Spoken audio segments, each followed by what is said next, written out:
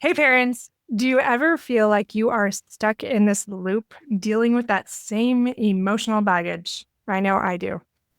Our guest today, Dr. Ray, has some fresh insights on healing that will forever change how you look at growth and healing. He's all about moving just beyond managing those symptoms to actually rewriting your story and finding real, lasting healing. I'll see you inside. Welcome back to Fulfillment Therapy. Today we have an incredible special guest with us. Dr. Ray Doctor is here, and I'll share a little bit about your bio in a minute, but I just wanted to say welcome and thank you for coming on the show. How are you doing today? Thank you very much. I'm very excited about this. You have been a coach for over 28 years, and you have a doctorate in clinical psychology, and you've worked with more than 6,000 clients and shared the stage with figures like Marianne Williamson, Eckhart Tolle, and you have a best-selling book called All It Takes Is One, which helps people unlock their potential. That's amazing. Oh, I just have one sitting right here. Amazing. And then you've also been on things like Psychology Today and the Los Angeles Times. So we're really excited to have you on the show and to pick your brain a little bit and hear about your expertise. But yeah, is there anything I didn't share that you'd like to share about your background or things that you've done? No. I'm a father. Maybe that's one thing. A How many father. children? So maybe that'll help a little bit. How many kids do you have? Just one. My girlfriend has a child also. We're all very close, so I see him like a son as well. Oh, awesome. I have plenty of questions that I could ask you, but specifically today, we are talking about the title is Beyond the Scars. Is it possible to heal our wounds forever? And you are going to speak to this a little bit and also about your book and the things that will help our listeners. So our listeners are predominantly parents seeking to improve their mental health and wellness and their fulfillment. And the first question I have for you is, do you believe someone can heal from PTSD permanently? Absolutely. And I have witnessed it many times. Not just 5 times, 50 times, but probably well over 500 times. Can you give me a quick example of a time that was just maybe even surprising to you of that level of healing that you saw? Yes, I worked with a man who had witnessed a person basically dying in what had happened was this man was at the Santa Monica Farmers Market and a older lady was driving her vehicle and she should have surrendered her driver's license. She lost control and hit a bunch of people. And one particular person was injured and he happened to be there and he was holding this woman and she died in his arms. So this person was experiencing PTSD, but it wasn't from what you think. What had happened is that he sought coaching or first therapy and it didn't work. Then he found me. I'm not saying therapy doesn't work, but if a person's not specialized in treating trauma, they probably shouldn't be working with that person. That's just my belief. Because just talking about that could be contraindicated. You know what I mean? It just kicks up that stuff. So it's very important to remember that anyone who has PTSD, you have to approach it from a somatic perspective. Before you start working with that person, it might be simply, we're going to imagine that there is a pond here. And I want you to imagine that it's actually really cold, but it's not going to hurt you. It's not dangerous. If you were to just stick your big toe in the water and you know you have full control of that, then slowly submerge the rest of your body. And I will bring a client to that perspective. Imagine just like when I ask you questions that you don't have to share. You have control over them. And just like your big toe going into the pond, I want you to think of it in the same way where you do this when you're ready. Just that alone is going to prepare a client to go, I don't have to go all the way. Because when people go through some traumatic experience, they are bombarded by police, family members, nurses, doctors, friends, all of that. And typically they feel very spun out and it's very uncomfortable and it makes it worse. So it's a breath of fresh air for them when someone is approaching them from this container, which they feel like they're collaborating with. So that alone creates a level of safety and participation on their part. And you really want them to participate. So that's the first step of creating that container. So when I met with this gentleman, I went through that process also. And what had happened was, first off, we were using the technique EMDR. Okay. That's eye movement desensitization reprocessing. And really happy I was able to say that with all the syllables, because no one ever understood me. And I'm sure people are asking, like, what did he say? Just EMDR. Okay. And what happened was we started to process what had happened. And what was interesting is that he went all the way back to the Gulf War, where his platoon was ambushed and he was the only survivor. He had prior trauma that was unhealed. So look at the correlation to everyone died but me. The guilt of that, to here, I couldn't help this woman either. Okay. So a lot of times what will happen when a person who's been traumatized wants to work on themselves and heal that, shares too much on the actual event to the details of that versus the interpretation that the victim took away from that, especially days after to years after. Because if it's being interpreted as I must have been wrong, it could have been better, or there's confusion, it's never integrated. And what's not integrated typically shows up in our life as health issues, like digestive issues. It shows up in our life where a woman who's been perpetrated, she's getting a massage, and then the safe male therapist goes by her thighs, and all of a sudden it kicks up the cellular memory, and she doesn't know why. We all have this in our body. If we don't make sense of what had happened to us, in the worst case scenario, it turns into PTSD. The body's just looping through an experience that still does not make sense to the client. And that's it. So to break it down in a simple way is we are there to help them make sense of the event where they feel in control. They did all that they could do. And not just that, is that they have the ability to integrate the new learning and then take it into action. And that is to become that new version that's healed. And you don't have to be completely healed, but it's more where, just as an example, a person might be afraid to go outside their front door. And in this experience, you might have the person just walk around in their lawn and to connect to nature and in that space where they feel safe. But I would want them to try something new. And back to this gentleness. In my book, I talk about locating just one belief, one hidden belief. And if you do, that might solve all the problems in your life. So I'll tell you what the hidden beliefs this man had, and it was this: I couldn't help these people. Why was I in that position to experience that? There must be something here that I'm supposed to learn and do. But those two beliefs were based in the idea that he was supposed to play God, that was supposed to work out differently, rather than that in the last moments of that woman's death in his arms, she was being held by care and love by him. That's amazing. Reframing. Oh, absolutely.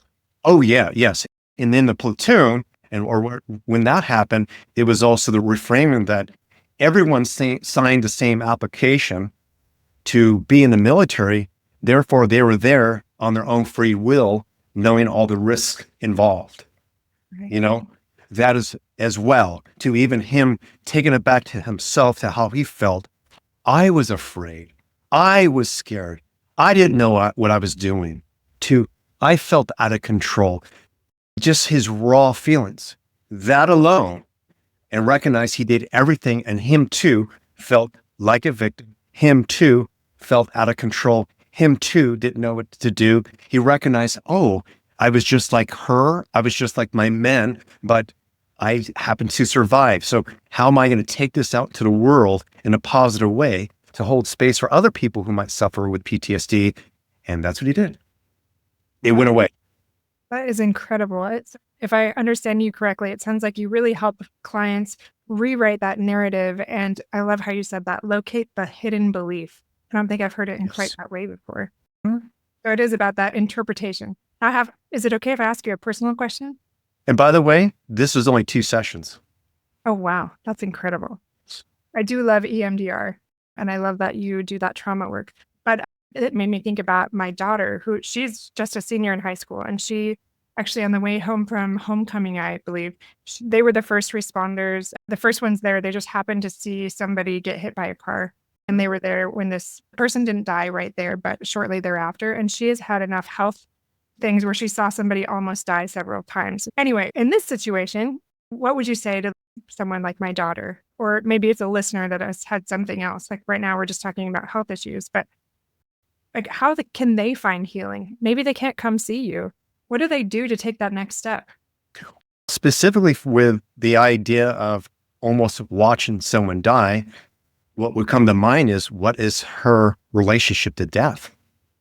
What is her relationship to what happens after this? And what you'll discover with many people is that what's being triggered is their unknown or feelings about death. They haven't asked questions to themselves about their own mortality. If they're not on their purpose and they're not really happy with their life, then seeing someone die can trigger the idea that I didn't finish what I was supposed to do on earth. And so those are the common triggers. So I would just go there as an example. My son is 10 and he has a very comfortable relationship with death. At least that's my projection. Saw me go through the death of my mother, his grandmother, and my father, his grandfather. And he did see me cry, but he also saw me move forward and still become healthy. And my parents saw death as like part of living. They saw it as death is just part of being human. And as an example, I remember being with my brother and his Chinese wife, and she didn't have that relationship to death. And it was Thanksgiving, and I think my dad just brought up in a very random way, when I get buried, I want to make sure that he was like talking about his funeral arrangements. And she had this look on her face. You guys talk about this as casual as, hey, do you want a bun? My parents approached it from that perspective. My dad was Jewish. My mom is Buddhist. We celebrated death and dying as part of living, as part of life.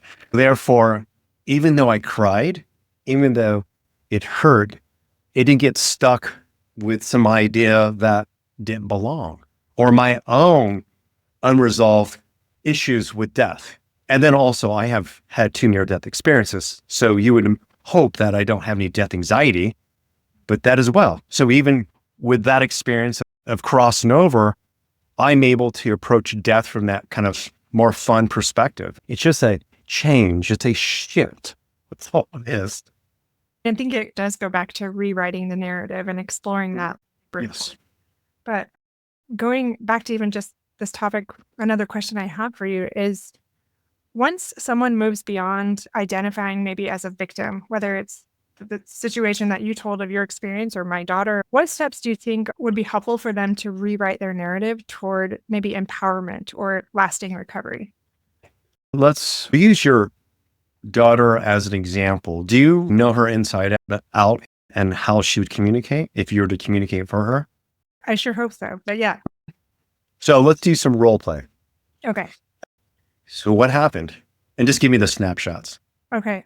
I was coming home from homecoming and my date and I were driving by and we saw this guy get hit and we got out and we helped him and it was really disoriented and I was really scared. I didn't know what to do. The ambulance came. Right there, I would stop her in a moment and I'm listening to for something. And by the way, I wouldn't be this abrupt with an actual client. Hey, why do I stop?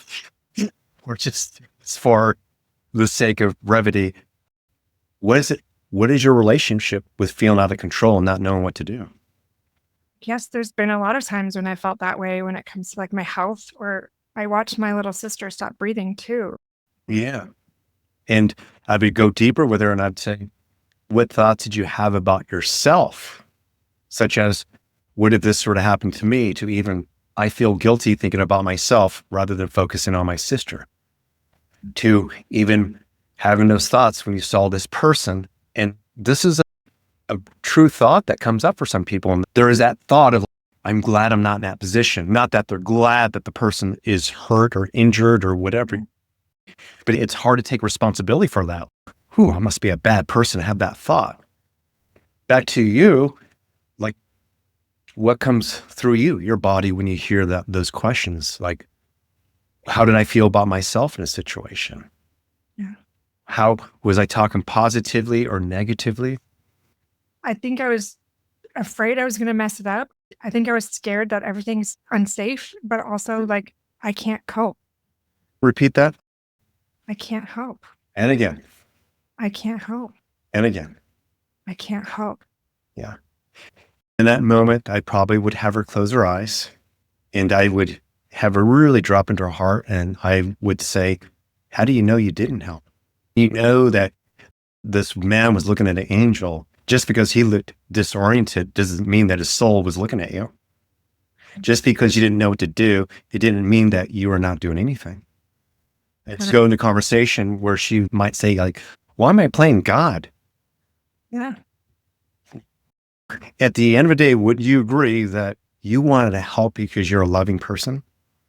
At the end of the day, wouldn't you say that the reason why you felt maybe a little hopeless because you felt as though you were supposed to have a manual on how to save a person who got a car accident? And then she'd probably say yes. And then it would go to, so if there was nothing but positivity in this and that you showed up at the perfect time, like a divine appointment, what were the positive thoughts you had? What is it that you really wanted for him? Meaning, oh, I couldn't do something, but go into your heart, and her heart would probably say, I want you to feel better. I want you to feel love. I want you to know that you're not alone.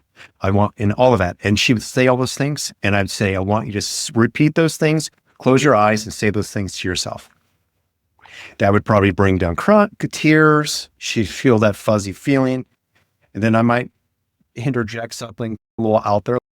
So what are you going to do for fun today? It's a pattern disruption. Kind of because you got to get on with life anyway. Yeah. I love that deep work. And again, changing that storyline. And then almost like towards the end, that post-traumatic growth that like now, and what did I learn from that leaning forward? That's beautiful. Thank you for saying. What becomes everything.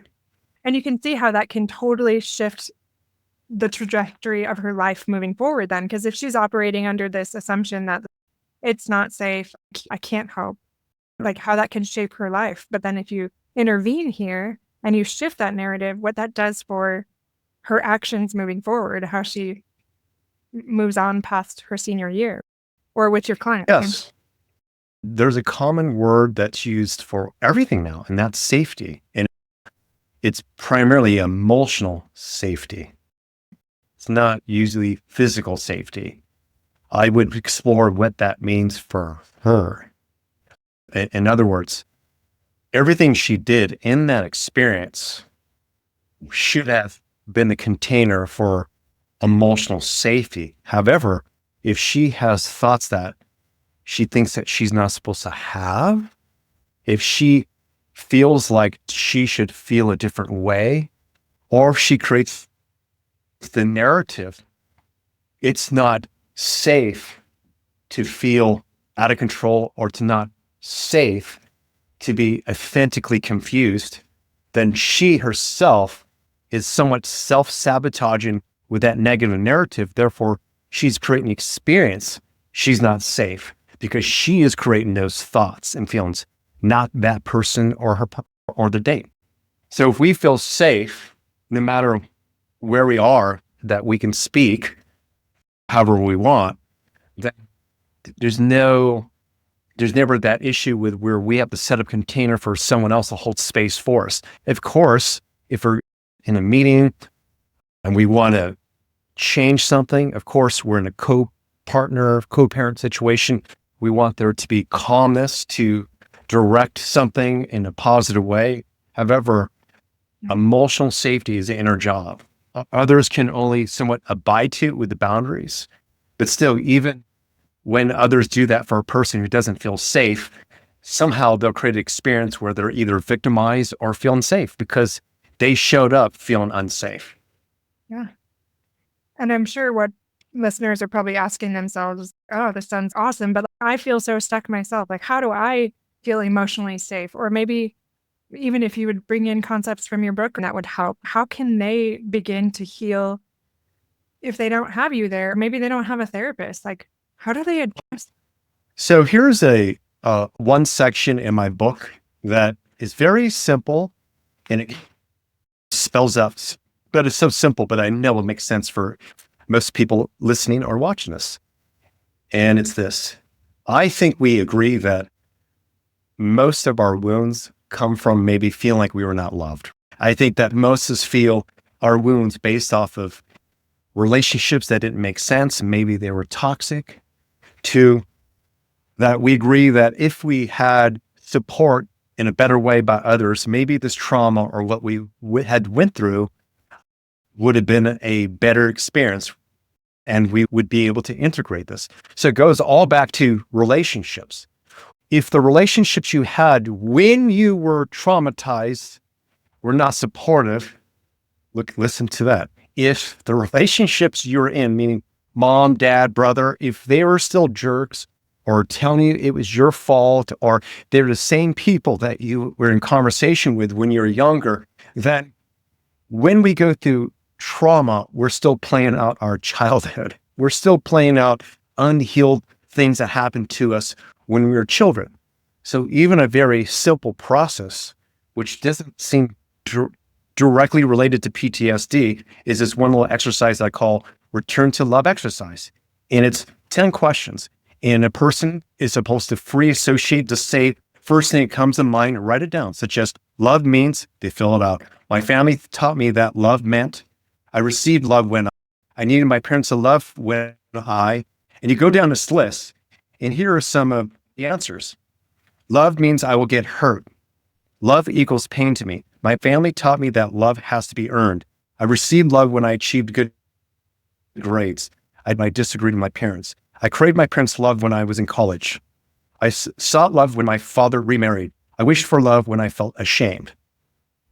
When you see this list, there's an exercise you are to do to reframe it. So it turns into this. Love means I'll get hurt becomes I am safe to receive and give love. My family taught me that love must be earned becomes I am loved unconditionally. I received love when I got good grades becomes I receive love every day because I am loved. I didn't receive love when I disagreed with my parents becomes I am authentic and loved for who I am. I craved my parents' love when I was in college becomes all my life experiences have shaped me into the loving person I am today. I could keep going on and on. Now you can see this is building confidence. This is also indirectly showing a person how they actually might have a skewed perception of what love actually is. It might be more conditional. Yeah. Okay. As an example, I worked with a client who said, my mother loved me so much that she would never let me take the school bus. I couldn't stay the night at my friend's house. She was always there. Of course, other parents hearing this might say, it sounds like a helicopter parent. And yet this man had associated this to love. We went a little deeper and she had a miscarriage before him. And so when she got pregnant with him, she was carrying all this unhealed trauma from the miscarriage. And so she was overprotective to where she projected her own fears onto her son, which she taught him that this is what love was. And it wasn't. So he was one of those guys who would smother his girlfriends. And that's why he was coming to me. He's clean, but he was picking up on the modeling from his mother. And so he thought that this was showing love, and he was always in his partner's space. And I'm not judging any parents. I mean, she also was just repeating what she saw and experienced. And we have a tendency, this is why we say you need to heal generational trauma, because it gets just passed on. Absolutely. Yeah. And I love people that focus on that. And so back to what you shared and you asked the original question is you said, how do I get unstuck? I guarantee that if you get clarity with what love is right now and not based on what had happened, meaning the trauma, your parents, and just expectations, you're going to be further along in the direction you're healing, because what you're doing is that you are self-empowering yourself. You're reframing negative situations into something positive that works for you. And therefore you'll have a more positive lens to look at what you feel is unhealed. If you're looking at what is unhealed from a distorted perspective, an outdated paradigm, or just something that's just not real or true or really connects you, it's just not going to work. Absolutely. I love that you were able to break that down into small things that we can do or listeners can do. So get clarity on love, like reframe and that paradigm or that perspective shift that we can take. And it sounds like they can go to your book. All it takes is one. And that in one of those chapters, that exercise. Yes. It was written in a way where it's in the beginning, it gets into case studies, and then it gets into what had happened, and it goes right into the juice of like how to, within a second chapter or third chapter, you're doing exercises. It's a book plus work, like you say, a workbook. So that's definitely something they can do, whether you're there in person or not. They can get your book, break it down, do some of those exercises, and live more proactively and do those steps that will help them bring healing into their lives. Because likely we know this, right? We've all had things in our lives or narratives that are going on that continue to affect us and prevent from our quality of life being what it could be. Mhm. And I just really love those examples that you gave and talking us through it. But my last question for you is just something simple and small. What's one little thing that listeners can do to heal their past wounds, like maybe even beyond what you said, but also increase their fulfillment? That doesn't feel so daunting or intimidating. Is there anything else that comes to mind? I would love to speak to most of your audience and to know what is like the main scar or the common trauma that you hear. What is that? I can use that example. Well, so many of them are very overwhelmed parents, but they have a lot of anxiety and depression or overwhelm. Like they put themselves last, they're running on fumes, they're just worn out and they've put everything on hold and trying to figure out who they are and why they don't have that greater satisfaction with life. Are these women? Some mothers? Parents typically more women than not. More mothers? Okay. And is this a separate conversation from their trauma? Like, meaning if this was not, say, a podcast, that could we easily transition into the conversation about parenting? Oh. Yeah. And I was more curious about what it is that I want to know if it's almost like I'm asking, are they traumatized by their parenting? Or they have unhealed trauma and therefore parenting is far more difficult? Most of them, like all of us, carry wounds that they're not really necessarily aware of, but I can't speak for all of them collectively, but there's like a lot of abuse that hasn't been even acknowledged or worked through. There's neglect, even if it's just like emotional neglect from their parents growing up or like a myriad of issues. But I would say that that is a big one. And then trying to create that control in their lives. And then they have all this anxiety currently and depression. Okay. I'm going to give you a bunch of examples. So first one is my partner, Nicole, her co-partner never had his father around. Like he just was absent. So he was primarily raised by his mother, who would hide herself in her bedroom and just give him money to go buy whatever. And he was buying Twinkies and all this junk food. And of course, he developed a bunch of gut issues later in his adult. However, they have a son. And to compensate for his father not being there, He had the idea that he always had to be engaged and interested in what his son wants, to where he's always there. I mean, his lifestyle and work gives them ability to do that. So they're 50-50. But when their son goes to him, like he is just there all the time.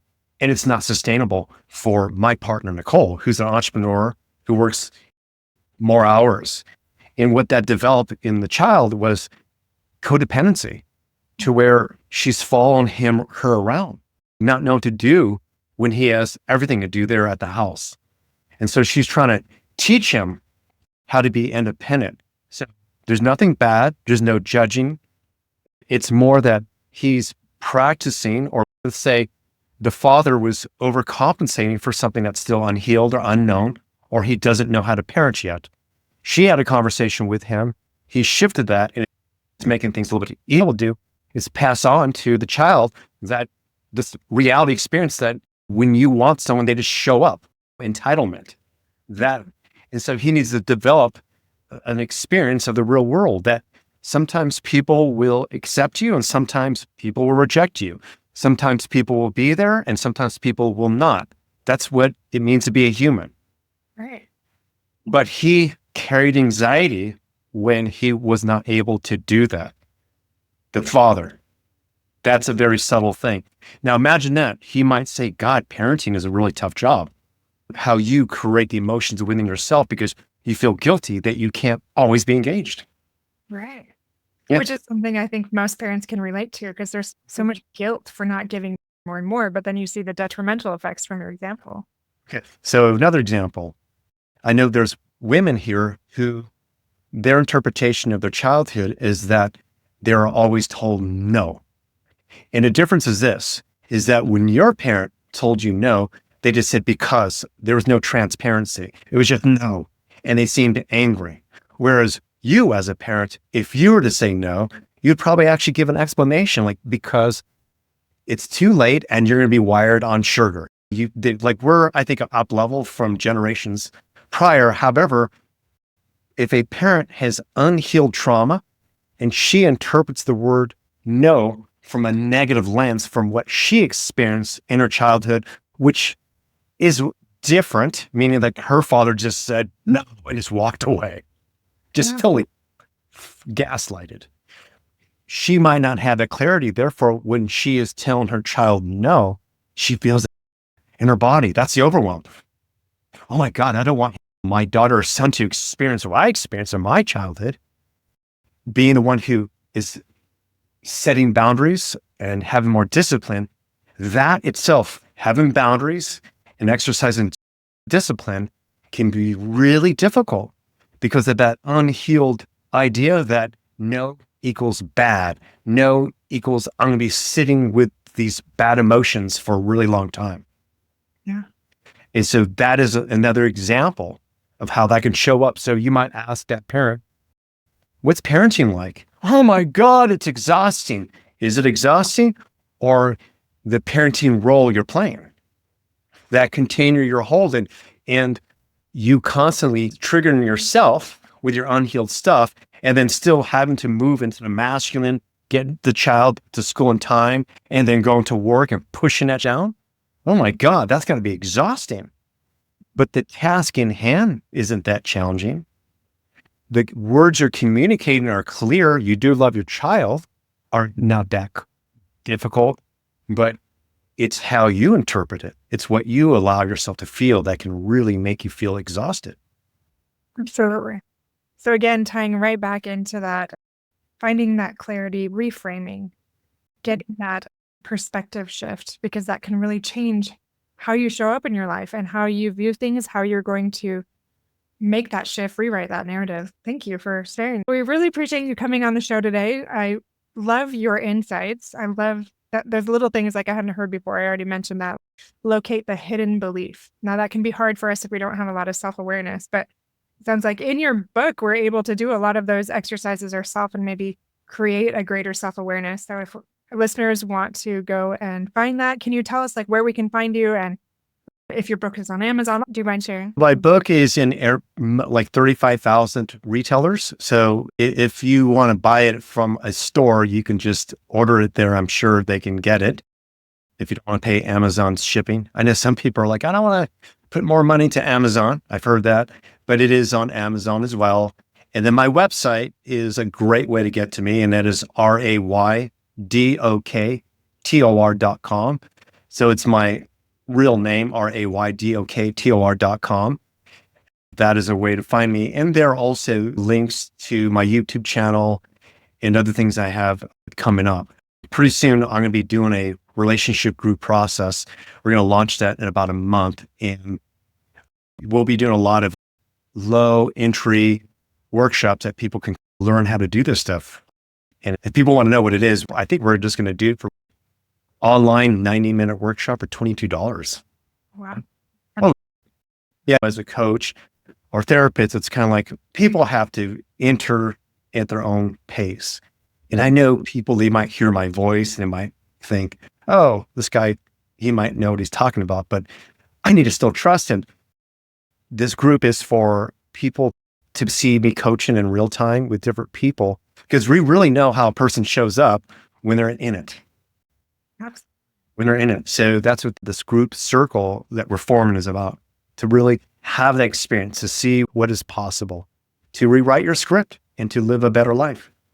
Oh, that's beautiful. And I'll make sure to put your links and everything in the show notes so they can check it out, maybe check out your workshops. And again, I appreciate you coming on to help us understand how we can take our fulfillment and life to the next level. So thank you so much. And I appreciate you coming on. All right. Thank you.